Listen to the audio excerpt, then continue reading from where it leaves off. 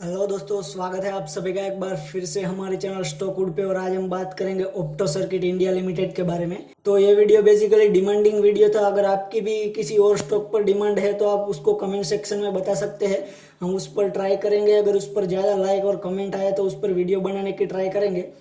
तो चलिए शुरू करते हैं ऑप्टो सर्किट लिमिटेड के बारे में। फंडामेंटल एनालिसिस करते हैं और देखते हैं कि क्या है स्टॉक के बारे में। तो सबसे पहले यहाँ पर डिमांड क्यों आई है इसकी मैं वजह जानूँ तो यहाँ पर देख सकते हैं कि यहाँ पर अप्रैल से देखें तो जुलाई तक, यानी कि 3 महीने तक लगातार इसमें अपर सर्किट लगा है। और सडनली इसमें 2 जुलाई या 3 जुलाई के आसपास से इसमें लोअर सर्किट लगना चालू हुआ है।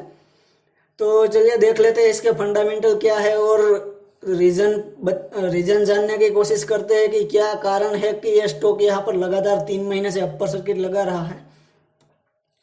तो थोड़ी सी मैंने रिसर्च की और उसके बाद यहाँ पर देखा। तो सबसे पहले देखते हैं कि कंपनी काम क्या करती है।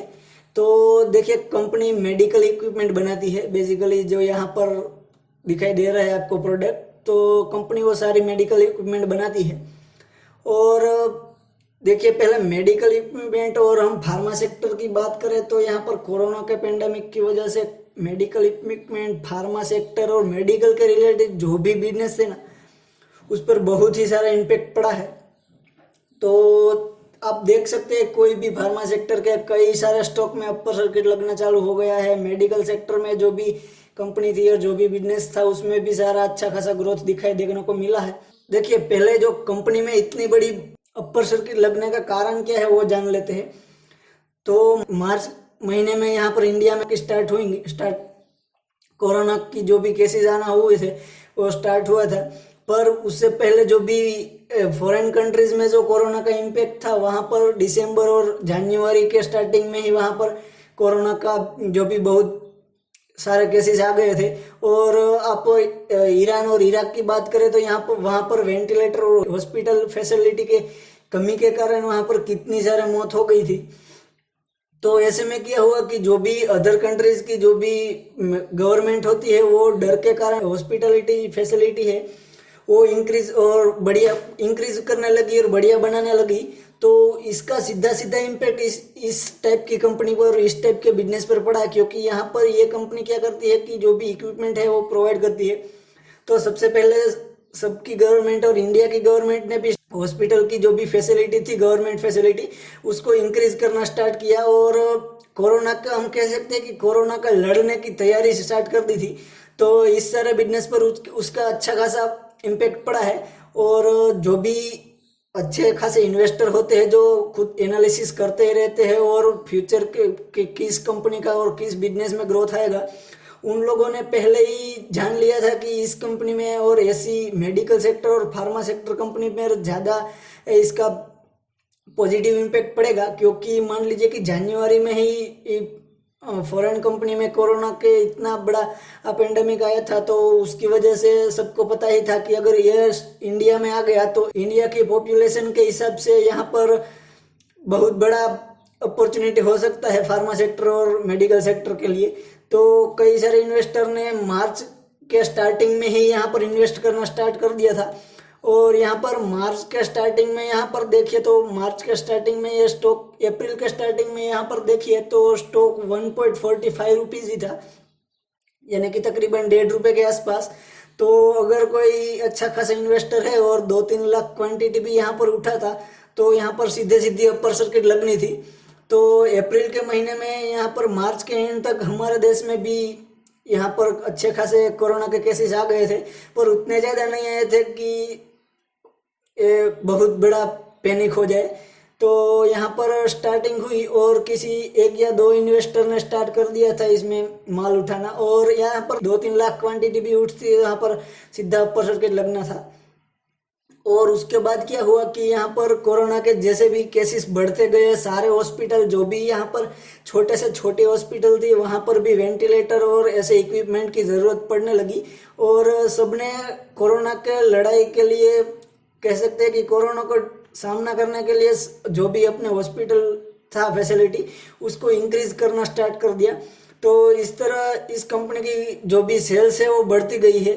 और अगर हम सेल्स बढ़ बढ़ सकती है ऐसा सब सोच रहे हैं, और एक तरफ से सही भी होता है, क्योंकि मान लीजिए कि यहाँ पर कोरोना से पहले ऐसी ज़्यादा कंपनी नहीं थी कि ऐसा इक्विपमेंट और मेडिकल इक्विपमेंट सब कुछ प्रोवाइड कर सके। तो यहाँ पर डेफिनेटली ये बात तो थी कि ऐसी कंपनी की और ऐसे बिजनेस की सेल्स और इंक्रीज रेवेन्यू भी इंक्रीज हो सके।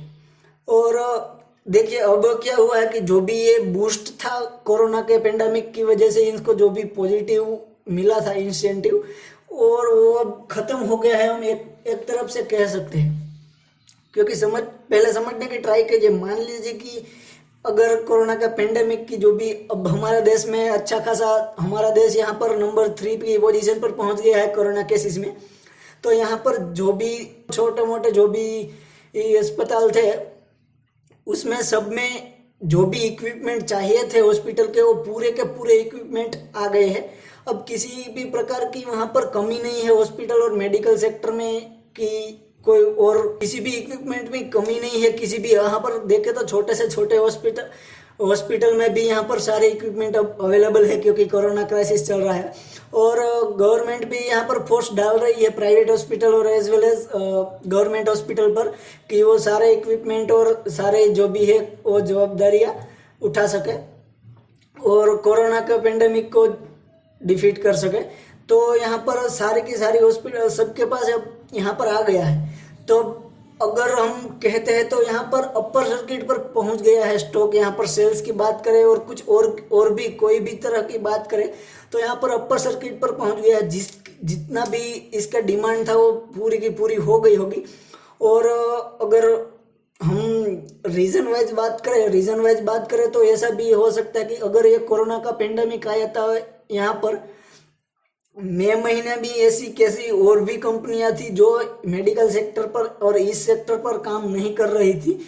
मान लीजिए कि वो मेडिकल इक्विपमेंट नहीं बना रही थी, उन कंपनियों ने भी यहाँ पर गवर्नमेंट और बढ़ती डिमांड की वजह से उसको बनाना चालू कर दिया था। तो हम ऐसा भी कह सकते हैं कि उसका सेल अब थोड़ा सा कम होना स्टार्ट हो गया था। और जुलाई तक आते आते कई सारी कंपनियां इंडिया में थी जो पेंडेमिक के पहले ऐसे इक्विपमेंट नहीं बना रही थी और अब बनाना स्टार्ट कर दिया है। तो ये भी इम्पेक्ट पड़ सकता है। अब की बात यहाँ पर फ्यूचर की हम बात करते हैं अब, तो यहाँ पर फ्यूचर में क्या होगा कि मान लीजिए कि अगर ऐसे इक्विपमेंट की, देखिए पहले ऐसे इक्विपमेंट की बात करें तो ये इक्विपमेंट की ऐसा नहीं होता कि इसकी ज़रूरत हमको हर 2-3 महीने में पड़ती है। ऐसे इक्विपमेंट लगा दिए तो मान लीजिए कि 5 या 10 साल तक आपको इस इक्विपमेंट की ज़रूरत नहीं पड़ेगी। तो अब क्या हुआ है कि कोरोना की वजह से जो भी छोटे से छोटे हॉस्पिटल थे उसमें भी सारे में सारे इक्विपमेंट आ गए हैं। और अब मान लीजिए कि सबको इक्विपमेंट की ज़रूरत पड़ी तो 5 साल तो ऐसे सस्टेन कर सकते हैं और ऐसे इसी इक्विपमेंट से काम चला सकते हैं। तो यहाँ पर तो हम कहते हैं कि कोरोना की वजह से अपर सर्किट पर पहुंच गया है। यहाँ पर अब ऐसा कोई भी हॉस्पिटल, छोटा से छोटा हॉस्पिटल नहीं बाकी रहा होगा जिसमें ऐसे इक्विपमेंट चाहिए। और इतने हॉस्पिटल सारे हो गए हैं और इतनी सारी दूसरी सारी कंपनियां भी है कि अब ऐसे इक्विपमेंट प्रोवाइड कर सके। तो इस कंपनी का फ्यूचर बिजनेस पर हम थोड़ा सा बात करें तो यहाँ पर फ्यूचर बिजनेस कम हो सकता है, क्योंकि अब कोई मान लीजिए कि अब इतनी बड़ी डिमांड नहीं होगी इसकी। और जुलाई महीने में जो भी इसका अगला क्वार्टर का रिजल्ट आएगा वो उतना अच्छा आएगा, बहुत ही ज़्यादा अच्छा आएगा। उसमें नेट सेल्स भी बहुत ही ज़्यादा होंगी और रेवेन्यू भी ज़्यादा हो सकता है। और उसके अगले क्वार्टर की बात करें तो यहाँ पर हो सकता है कि 2020 में ही कोरोना की वैक्सीन आ जाए। तो कोरोना की वैक्सीन आने के बाद कोरोना का तो मामला ख़त्म हो जाएगा, और मामला ख़त्म होने के बाद इसकी सेल्स नहीं बढ़ सकती, क्योंकि अब ऑलरेडी सबके पास इक्विपमेंट है और ऐसी कोई भयंकर कोई ऐसी बीमारी नहीं होने के कारण इतनी ज़्यादा मेडिकल फैसिलिटी की ज़रूरत नहीं होती। तो इतनी ज़्यादा सेल्स नहीं बढ़ सकती। और सेल्स नहीं बढ़ने का दूसरा कारण ये है कि अब ऐसी एक ही कंपनी तो नहीं है कि जो प्रोवाइड कर रही है। कोरोना की वजह से ऐसी कई ज़्यादा कंपनियां खड़ी हो गई है कि ऐसे ही इक्विपमेंट प्रोवाइड कर रही है। तो ये रीजन वाइज इसका बिजनेस घट जाएगा, क्योंकि यहाँ पर देखिए कि एक स्टेट में, यहाँ पर दूसरे स्टेट में भी मान लीजिए कि मेडिकल की ज़रूरत पड़ती थी, मेडिकल इक्विपमेंट की, तो वो भी यहाँ पर से मंगाते थे। अब वो उसके स्टेट में ही यहाँ पर अगर वो मेडिकल इक्विपमेंट मिलना शुरू हो जाएंगे तो ट्रांसपोर्ट का खर्च क्यों दे, वहाँ पे ही खरीदेंगे ना खरीदेंगे ना हॉस्पिटल वाले या कोई भी। तो ये बहुत बड़ी बात है। और देखिए यहाँ पर लोअर सर्किट लगने का मतलब ये नहीं है कि कंपनी अच्छा परफॉर्म नहीं कर रही होगी। तो चलिए अब जल्दी से इसके फंडामेंटल देख लेते हैं और इसकी फेयर प्राइस क्या हो सकती है उसके बारे में देखते हैं। यहाँ पर चार्ट पर आते हैं। मान लीजिए कि आपने 5 रुपये या 3 रुपये के आसपास इसको खरीदा था, तो अगर आप लॉन्ग टर्म अगर आप लॉन्ग टर्म के भी देख के सोचते हैं तो आप क्या मैक्सिमम रिटर्न क्या एक्सपेक्ट करोगे कि 20% या 30% मुझको रिटर्न मिलना चाहिए। 30% तो बहुत होता है, तो अगर आप 20% भी मान लो तो आप क्या सोचोगे कि अगर मुझे लॉन्ग टर्म में भी इसमें सालाना 20% या 20% से कम भी रिटर्न मिल गया तो अच्छी बात है। तो ऑलरेडी आपको यहाँ पर हम कह सकते हैं कि 1200% का रिटर्न मिल चुका है। तो अब यहाँ पर आपकी जो भी लालच थी वो अगर यहाँ पर ख़त्म होनी चाहिए। तो जिस लोगों ने भी यहाँ पर 2 या 3 रुपए की प्राइस पर बाय किया था उसके लिए ठीक है, ये यहाँ पर वो अपना प्रॉफिट बुक कर सकते हैं। अब देखिए मान लीजिए कि 2018 में भी ये स्टॉक तो 1 रुपये या 2 रुपीज के आसपास ट्रेड कर रहा था, और तब भी यहाँ पर प्रॉफिट नेट इनकम देखिए इसकी 34 करोड़ रुपीस के आसपास थी, और उसका ईपीएस भी माइनस में नहीं था ना, 1.2 रुपीज था। तो तब आप 2 रुपीज में बाय करने के लिए अगर आपको 2 रुपीज में तब भी बाय करना नहीं था, तो अगर यहाँ पर आपको 12 या 13 रुपीज में आपको क्यों बाय करना है। पहला मेरा यह सवाल, और आपको क्या करना है कि अपने मन में उसके आंसर देना है और डिसाइड करना है कि आपको बाय करना चाहिए या नहीं। तो देखिए 2018 की बात है, तो वहां पर इसका ईपीएस 1.2 रुपीज था, तो वहां पर आप नहीं बाय कर रहे थे। तो यहाँ पर 2019 में और 2020 में जब इसकी प्राइस 13 या 14 रुपीज यानी कि 20 रुपीज के आसपास भी पहुंच गई थी, तो तब भी आपको इसमें क्यों बाय करना था। और अगर आप ये कहे कि हम कंपनी के फ्यूचर बिजनेस पर डिपेंड होकर और ऐसे न्यूज़ और कोरोना का पेंडेमिक की वजह से इसमें बाय कर रहे थे, तो कोरोना का पेंडेमिक ऐसा तो नहीं है कि साल भर, ऐसा तो नहीं है कि चलता ही रहेगा, कभी तो इसका एंड आने वाला है ना। और मैंने तो पहले ही बताया ना कि जो भी इक्विपमेंट की ज़रूरत थी हॉस्पिटल में वो सब तो पूरी हो गई है, अब इसकी बहुत ज़्यादा डिमांड नहीं बची है।